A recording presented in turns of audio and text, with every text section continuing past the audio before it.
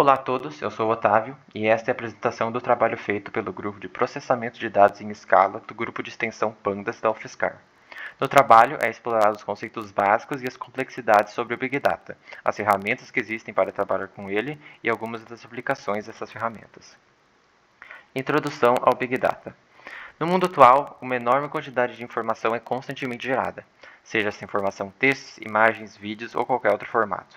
Assim, foi criado o conceito de Big Data para se referir a esse grande volume de dados que, justamente pelo seu tamanho, é difícil de ser processado em um espaço de tempo útil.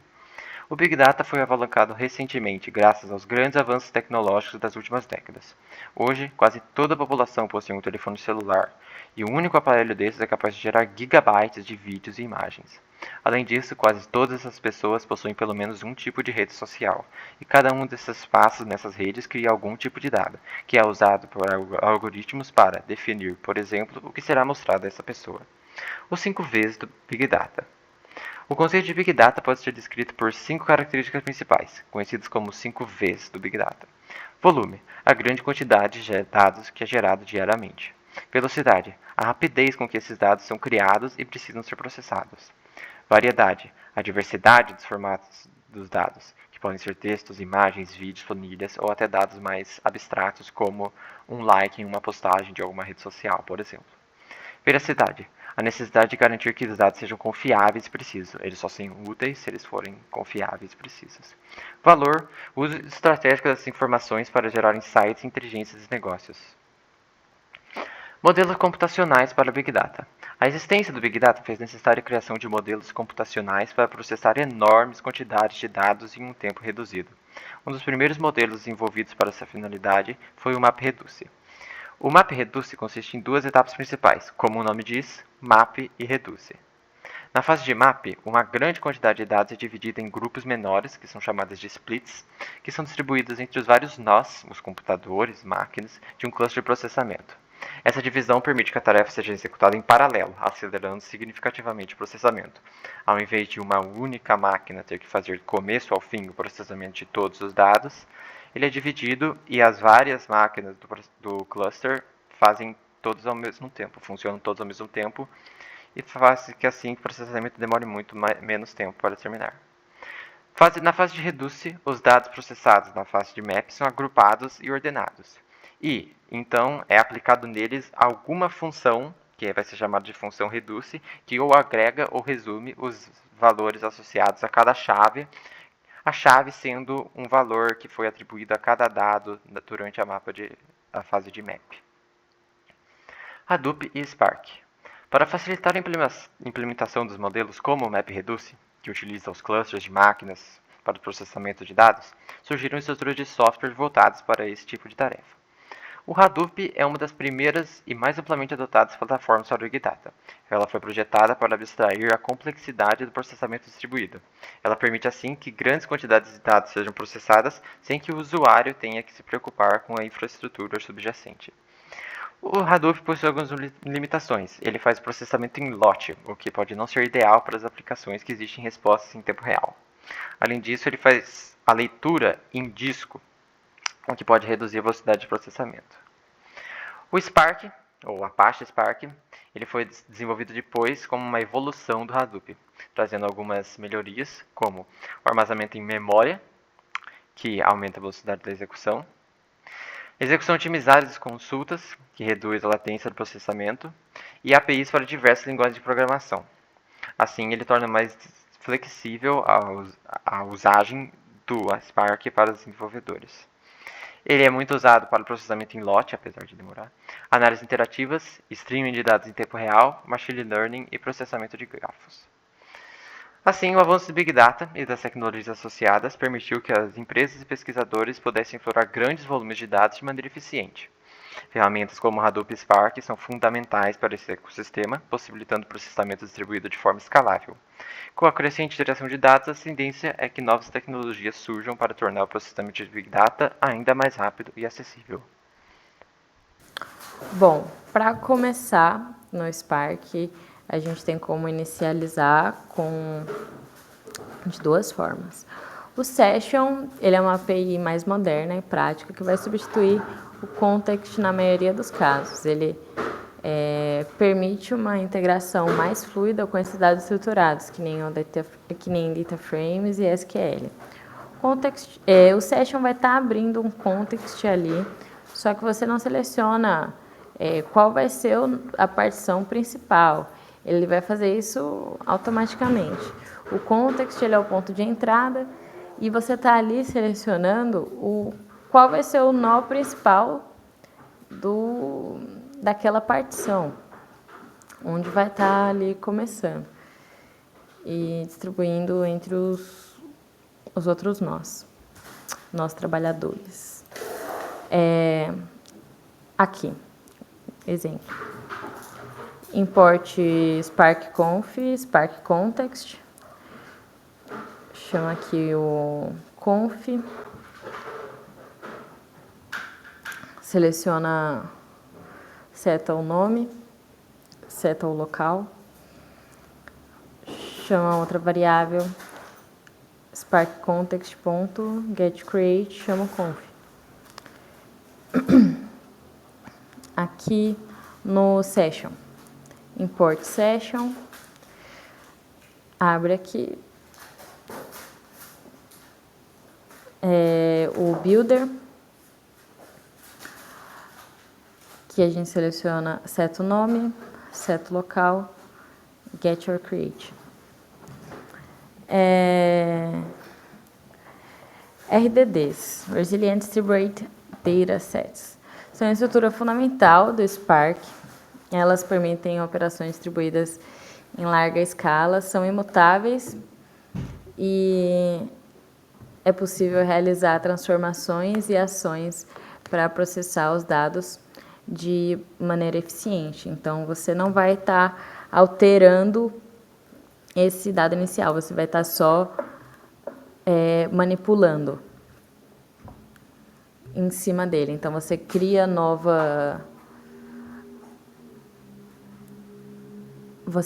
novos, mas você não altera o antigo.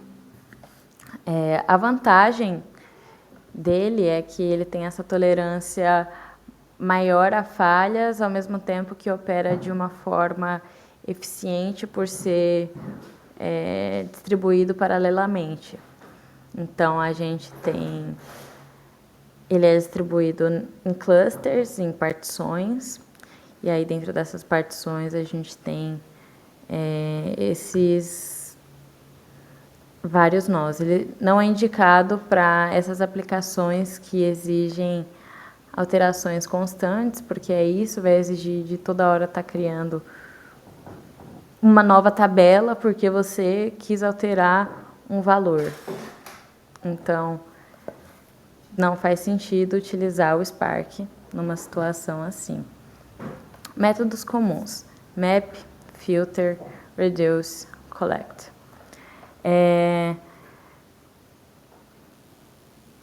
Tabelas, data frames no Spark. Abstração de dados estruturada e otimizada do Spark, muito parecida com o Pandas. Então, aqui a gente a gente cria essas três informações, seta o nome, e aí mostra essa tabela. E são altamente eficientes para a manipulação de grande volume de dados. No Spark também é possível consultar o SQL diretamente nessas tabelas, nos data frames, facilitando bastante a análise de estrutura de dados. Análise de dados. Então, aqui a gente chama o arquivo, chama o que a gente quer do arquivo, no caso, esse daqui para visualizar, e aí, olha.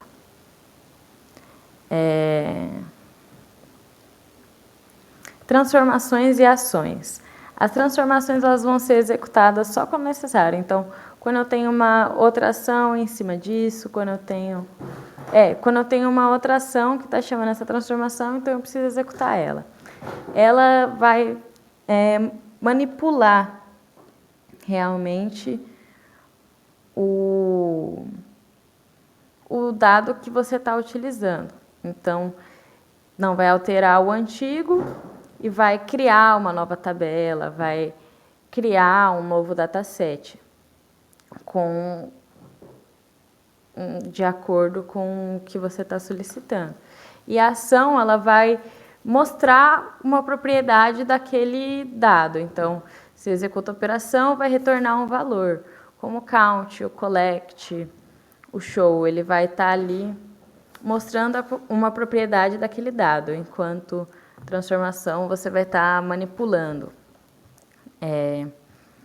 Quanto à otimização em armazenamento, é aquilo que eu tinha explicado antes, da vantagem ser ter uma eficiência boa e baixas falhas com informações em larga escala, que você precisa de várias máquinas, por exemplo, e você não quer que informações se percam. Ao mesmo tempo que você quer uma eficiência, ok.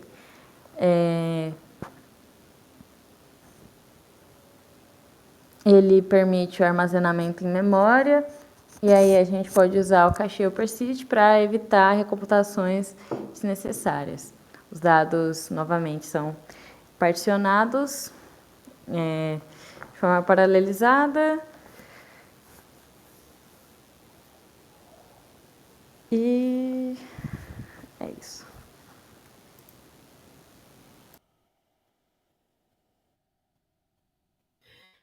Bom, eu vou falar um pouquinho sobre algumas funções para manipulação de dados no PySpark. Eu vou mencionar 3 em específico, mas tem muitas mais. No caso aqui, eu vou falar do Group By, do Window e também das User Defined Functions. Bom, falando um pouquinho do Group By, vai ser uma operação em PySpark que vai possibilitar, de uma maneira geral, agrupar linhas, colunas, né, de um data frame. Então, após agrupar esses dados, né, o PySpark vai permitir que algumas operações sejam feitas utilizando o Group By, por exemplo, count, né, para retornar a quantidade de valores, min para retornar a média, max, min para retornar os valores mínimos e máximos daquele conjunto. Eu consigo retornar a soma, a média, né, como foi mencionado. Esse AGG, né, seria para calcular mais de uma função agregada ao mesmo tempo. E essa função pivô, ela vai ser utilizada para especificar a coluna cujos valores distintos serão transformados em nova coluna, que pode ser bastante útil em alguns casos. E, bom, aqui a gente tem um exemplo, né, trabalhando com o dataset Iris, utilizando o Group By. Nesse caso, nesse primeiro momento, né, eu estou apenas mostrando os dados desse dataset, né, as 5 primeiras linhas, e aqui algumas colunas, né, sobre alguns dos valores presentes nessa base de dados. E, bom, aqui o uso da função Group By, né, eu estou usando aqui o count nesse caso, então ele vai me retornar a quantidade de valores por tipo naquela coluna. Então, aqui na coluna espécies, eu vou ter 3 tipos diferentes. E para esses 3 tipos, eu vou ter essa quantidade de valores que foi possibilitada de ser contada, né, por essa função count aqui. Além disso, né, aqui outro exemplo da função Group By, aqui no caso AGG, ou seja, eu estou juntando mais de uma função, né, eu estou calculando a média, o valor máximo e mínimo, e também a contagem, e dessa maneira eu consigo, né, simplificar alguns cálculos e simplificar também alguns usos na função. Agora falando um pouquinho do window. O window no PySpark ele vai ser usado para definir uma janela para operações de agregação e classificação sem colapsar esses dados. Ele vai permitir, né, que eu aplique funções de janela como row number, rank, entre outros, sobre um subconjunto de dados, que nesse caso vai ser a janela, que vai ser definido por essas partições e ordenações. Bom, falando alguma das funções, né, de janela no PySpark. Então, como disse, tem o row number, que ele vai retornar um número sequencial, começando de 1 dentro da partição dessa janela. O rank, que ele vai retornar a classificação das linhas dentro dessa partição. O percent rank, que vai retornar a classificação percentil. O dense rank, que vai retornar a classificação dentro de uma partição da janela sem quaisquer lacunas, né? Então, a função só do rank pode retornar essa classificação com lacunas. O anytile vai retornar o ID do enésimo intervalo nessa partição. O comDist vai retornar a distribuição cumulativa dos valores. Além disso, essas outras duas funções, lag e lead, né, no PySpark, a função lag ela vai recuperar o valor de uma coluna de uma linha anterior dentro dessa mesma janela. Já a função lead no PySpark, ela vai recuperar o valor de uma coluna de uma linha subsequente dentro dessa mesma janela. Então, aqui o exemplo, ainda trabalhando com o dataset Iris, tá? Aqui esses dados. E aqui o uso do row number, que faz parte, né, desse tipo de modo de lidar com dados do PySpark, que é a janela. Então, aqui a gente consegue ver, né, a contagem, né, começando do 1 até aqui o 20, né, que vai ser a quantidade de dados que vai estar nessa janela. Bom, de maneira geral, resumidamente, o Group By vai agrupar linhas e aplicar funções dentro desse grupo, né? Então, vai ser útil para obter resumos desses dados agregados, enquanto o window ele vai possibilitar definir uma janela de busca ali para serem aplicadas funções. E ele vai manter todas as linhas do data frame, então ele não vai fazer resumos daqueles dados. E vai ser bastante útil para dados mais complexos. Agora, né, falando um pouquinho sobre User Defined Functions em PySpark, ou UDFs. E basicamente elas são as funções que vão ser definidas pelo próprio usuário, que elas vão permitir aplicar lógica personalizada em colunas de data frames. Então, elas são úteis quando as funções que já estão no PySpark não atendem a alguma necessidade específica. Então, daí o usuário vai lá e pode criar essa função. E basicamente o passo a passo para criar esse tipo de função é definir uma função Python padrão que contém a lógica já que você deseja, registrar essa função como uma UDF. Para isso, né, existe a possibilidade de usar aqui o PySpark.sql.functions.udf e, por fim, aplicar diretamente esse UDF ao data frame. Aqui um exemplo, né, então foi criada essa própria UDF aqui para classificar o tamanho da pétala, né, então se for menor que 2 vai ser pequeno, ou então aqui as outras condições. E essa é uma função, né, que logicamente não está integrada no PySpark. Então, o usuário criou e definiu ela como UDF para que ela pudesse ser utilizada em conjunto ali com os data frames e que pudesse ser extraídas informações sobre esses dados, né, que foram específicos do usuário. E aqui, essa função permite que eu consiga classificar essa pétala, né, o tamanho da pétala, graças às operações do UDF. Opa, eu vou apresentar aqui a parte de técnica de pré-processamento para modelos, aqui nessa parte aqui de introdução ao Machine Learning Lib, né, a biblioteca do PySpark. O primeiro ponto que eu gostaria de falar é da remoção de duplicados. Né? É bem padrão, né, a gente acabar removendo dados duplicados, né, para não dar problema, né, no processamento futuro, né. Então isso garante que cada dado, né, da sua base seja único. Então você faz aqui, né, só um drop duplicates e você já consegue, né, dropar aí, tirar todas as duplicadas. Né? É uma forma de se fazer. E aí o próximo é remoção de valores nulos, né? Caso um valor esteja faltando, você pode ter uma base de dados ali com 10 colunas, né? E talvez você tenha dados com valor faltante e isso acaba atrapalhando no processamento. Então, aqui você consegue fazer essa remoção desses valores, é uma forma de se fazer. E também aqui eu vou citar 3 formas de você tratar valores nulos, né? Você não necessariamente precisa remover, porque, como eu falei, você pode ter uma amostra com 10 colunas, mas se em uma linha tiver um valor nulo, você acaba removendo a linha inteira, né? Assim, se for uma base não muito bem tratada previamente, você acaba perdendo muito, né? Então, você acaba perdendo muitos dados. Então, aqui algumas formas de tratar. A primeira que eu queria falar é a substituição por média, é bem padrão. A substituição por mediana e a substituição por moda. Para cada caso desse, é preciso investigar, né, a base de dados e ver qual que se encaixa melhor. E aqui, remoção de valores inconsistentes.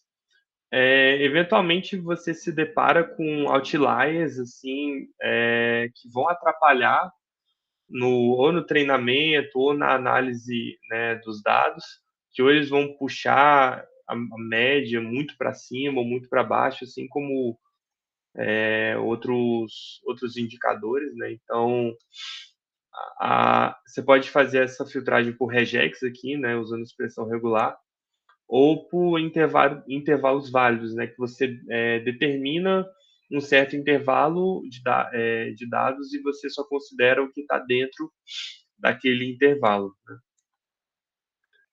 Outra forma também de tratamento, né, a conversão de colunas, né, e bom, aqui a gente fez só uma função para mostrar como se deve considerar os dados, né, e como você pode fazer essa conversão.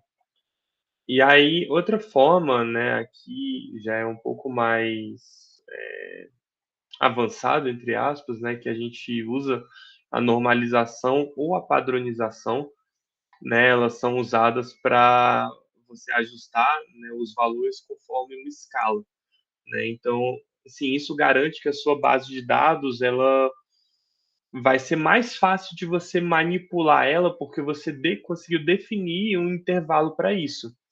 Então, a normalização é uma escala de dados, né, ali entre 0 e 1. Né?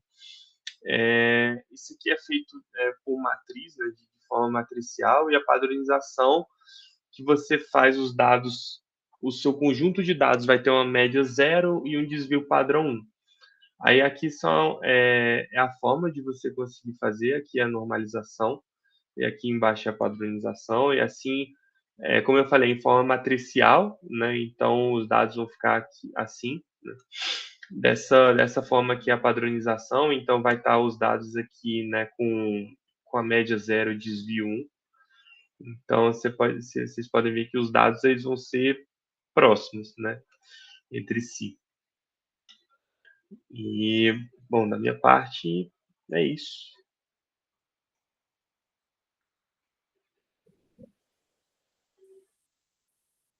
Olá, tudo bem? Eu sou o Igor e eu vou apresentar a parte de aprendizado de máquina utilizando o MLlib do PySpark.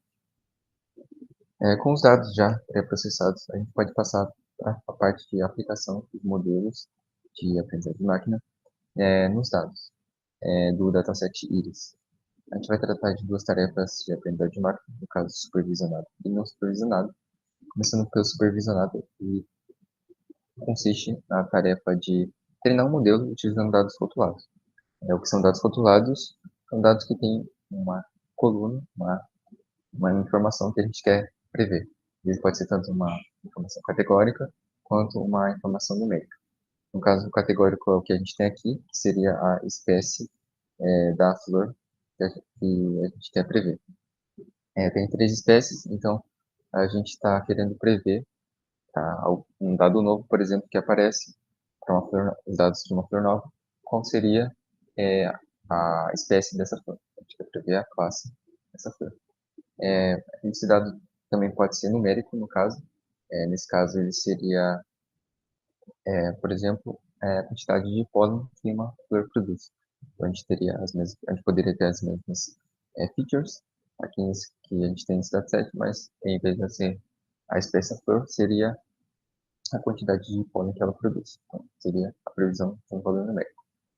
O PySpark ele tem o MLlib, né, como biblioteca para realizar o aprendizado de máquina, e ele oferece suporte para vários modelos, tanto para classificação, que no caso é a previsão de dados categóricos, quanto para regressão, que é a previsão de dados numéricos. No caso, a gente vai utilizar o modelo de regressão logística para realizar a classificação dos dados do dataset. A gente começa fazendo a separação entre treinamento, dados de treino, no caso, 20 para treino, e, no caso, quer dizer, no caso, 80 para treino e 20 para teste. E depois dessa separação, a gente utiliza né, o modelo, a gente utiliza assim o modelo, informa quais são as colunas com as features, qual a coluna com as features, qual a coluna com o rótulo. Então, nesse modelo essencial a gente treina os dados de treinamento e o modelo treinado a gente utiliza para predizer os dados de teste, para obter as predições. Então, no caso aqui, a gente pode ver que dessas predições, vocês têm número de três linhas, aqui temos as features, a label verdadeira e as predições do modelo. Pelo menos nessas 10 linhas, o modelo conseguiu prever corretamente todos os rótulos dos dados. Mas para a gente realmente ver qual que é o desempenho do modelo, a gente precisa avaliar para ver qual foi o desempenho do modelo. A gente utiliza uma classe, o próprio MLlib, para isso, e a gente vai olhar para duas métricas, no caso, a acurácia e o FU score. A acurácia vai estar relacionada, né, a quantos verdadeiros positivos o modelo prevê. Então, as classes, as informações que o modelo prevê como centro de uma classe, quantas delas realmente eram daquela classe. E o conforme ele basicamente realiza uma média harmônica entre precisão e reputação, que são outras duas métricas. Então, ele vai conseguir ter uma visão mais geral, uma visão melhor. A gente consegue dar uma visão geral, uma visão melhor sobre o desempenho do modelo. Aqui a gente pode ver que ele obteve um resultado mais superior a 0,9 nas duas métricas, um resultado muito bom, e quer dizer que ele conseguiu prever muito bem, de forma muito bem, as classes, os dados que foram passados para ele. No caso, a gente não pode dizer que o modelo realmente ele tem 90% de precisão, assim, tal, e ele é muito bom, por causa que a gente realizou a gente fez um processo bem simples aqui, no caso, a gente fez uma separação de aleatório, de treinamento de teste, mas tem outras técnicas que são mais sofisticadas, que conseguem dar mais confiança sobre o modelo, como que o modelo foi treinado. Por exemplo, o Scaffold, que vai ter um processamento diferenciado e vai conseguir garantir com mais confiança o desempenho do modelo. Porque nesse caso a gente quer dizer que nessa situação, com essa separação dos dados, ele conseguiu um resultado bom. Pode ser que com uma separação diferente, o resultado seja um pouco diferente também. Mas nesse caso aqui, teve um resultado muito bom, conseguiu prever bem os dados. Aqui a gente, só vendo os números, é um pouco difícil de entender o que o modelo fez, então a gente pode ver pela matriz de confusão. Aqui é só uma manipulação de dados para poder plotar a matriz de confusão. E a gente vai conseguir visualizar a relação entre as classes reais e as classes previstas pelo modelo. Então, a gente pode ver que aqui as classes reais, né, a classe real, os que eram da classe 0, a gente pode ver que 8 foram previstos como da classe 0 e 2 da classe 0 real foram previstos como da classe 1. Quer dizer que ele previu de forma errada essas duas classes, esses dois dados, objetos. Mas aqui da classe 1 ele previu todos como sendo da classe o que realmente era da classe 1 ele previu todos como da classe 1, realmente era da classe 2 como da classe 2. Passando para o aprendizado não supervisionado, o que ele vai fazer é que ele realiza o treinamento de modelo, agora sem utilizar rótulos. Então quer dizer que ele não vai ter aquela coluna, ele não vai utilizar aquela coluna que a gente utilizou no aprendizado supervisionado. Então o que ele faz aqui, ele tenta realizar o agrupamento, né? Formar grupos com os dados, olhando apenas as features, as características de cada objeto, cada dado. Então ele vai tentar realizar, formar grupos com dados baseando apenas nas suas características, suas features. O MLlib, ele também dá suporte para modelos de agrupamento, no caso, por exemplo, o Caminhos, né, que é o que a gente vai utilizar. O Caminhos aqui, ele é um modelo que a gente vai utilizar E semelhante aqui ao que a gente foi feito no aprendizado supervisionado, a gente primeiro seleciona os dados e depois instancia o modelo, que a gente instancia caminhos, informa qual é a coluna das features e a gente não informa a coluna dos fatos porque não utiliza essa informação, mas a gente tem um novo parâmetro que é o K. O K, no caso, ele indica, né,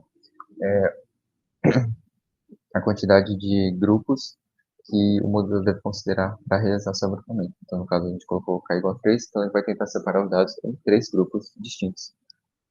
No caso, a gente colocou 3 para a gente poder depois fazer uma comparação com as classes, com a separação feita pelas classes, mas a gente não pode confundir classe com grupo, porque eles são tarefas de aprendizado tarefas de aprendizado de máquina distintos, e eles são conceitos distintos, eles são diferentes, a gente não pode achar que são a mesma coisa, por causa que ele é intrínseco do próprio dado e o outro ele é obtido analisando os dados externo a dado, por assim dizer. Bom, a gente pega o modelo instanciado, treina ele utilizando todo o dataset, e com o dataset e com o modelo treinado a gente prevê, né, a gente agrupa todo o dataset. Aqui a gente também tem um avaliador para o agrupamento, no caso, aqui a gente informa também qual é a coluna com as features e a métrica que a gente vai utilizar, que vai considerar, que no caso é o índice de silhueta, que a gente utiliza o avaliador para conseguir o índice, e a gente consegue um índice de 0,64. Esse índice, ele é muito bom, na verdade, pode não parecer tanto comparado com o que a gente viu na tarefa supervisionada, mas considerando o contexto de aprendizado não supervisionado e a métrica do índice de silhueta, esse é um valor muito bom, muito alto. Então, quer dizer que o agrupamento foi feito de forma bastante significativa. Mas, de novo, só vendo o número fica difícil de imaginar o que foi feito, então aqui a gente faz um número de dados para a gente poder visualizar melhor como que foi feita essa separação, esse agrupamento de dados. Aqui na esquerda a gente tem os dados separados de acordo com as suas classes não, na esquerda, no caso, os dados separados em relação às suas classes e à direita os dados separados em relação a seus grupos, né, o agrupamento feito pelo modelo. Então, a gente pode ver que tem um grupo no canto inferior esquerdo e outro grupo e outros 2 grupos aqui, um no canto superior direito e um mais ao centro, mas esses 2 últimos eles estão mais próximos um do outro. A gente pode ver que tanto as classes quanto os grupos eles tiveram divisões ali entre dados semelhantes. Isso nem sempre é verdade, não é necessariamente verdade, então pode ser que se você vê algum dataset com dados assim rotulados e você tentar aplicar um agrupamento nesses dados, o resultado dê completamente diferente das classes que eram consideradas. Então, nesse caso aqui em específico, como é um dataset bem simples também, pode ser uma das razões da divisão feita pelas classes e pelos grupos serem bem semelhantes. Aqui a gente pode ver, por exemplo, um dado, um objeto verde aqui no meio do amarelo, você pode pensar, nossa, mas se ele agrupou os que está próximo, por que, que o verde está aqui no meio? É que a gente só considerou aqui nessa plotagem, nesse gráfico, apenas a pétala, né, complemento da largura da pétala, mas também tem outros dados, né, porque quatro, são 4 features, né, que o dataset tem, então a gente considerou apenas 2, mas como são 4, quer dizer que tem uma dimensionalidade maior, então nessa dimensionalidade maior, os dados são separados com um jeito que faz mais sentido, mas quando a gente faz para visualizar, pode ser que alguma informação, alguma coisa acabe se perdendo, ficando um pouco mais confuso. Bom, então a gente chegou ao fim do notebook, Colab Notebook, sobre o projeto prático do grupo de processamento de dados em escala, que utilizou PySpark, mais especificamente a MLlib, para poder realizar seu estudo. Obrigado.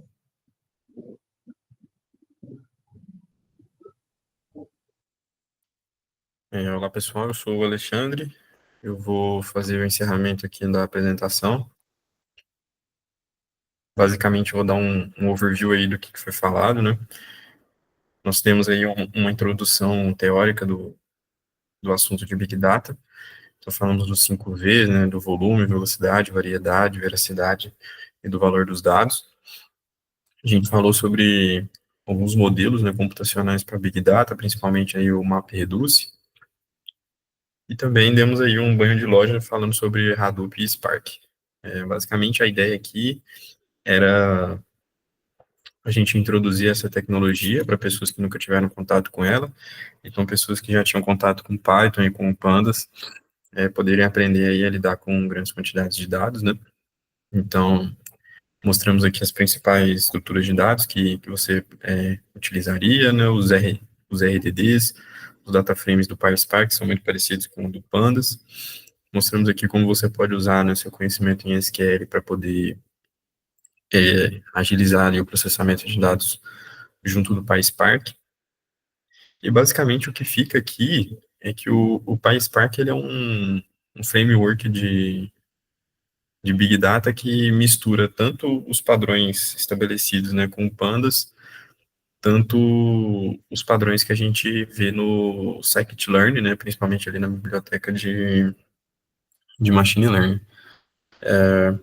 Então, com essa apresentação aqui, a gente espera que uma pessoa que não tem conhecimento prévio ali de Big Data consiga sair do zero, né, ao seu primeiro projeto ali de Machine Learning, tal qual a gente fez aqui. Seria ali um paralelo ao que é feito no curso de Introdução à Ciência de Dados, onde a pessoa tem que fazer, né, um projetinho com algum dado do Kaggle, né, que no caso a gente foi um pouquinho além e treinou modelos em cima disso. Mas é isso, espero que tenha sido proveitoso aí para quem decidiu assistir essa aula e que vocês também consigam fazer projetos utilizando aí o Big Data.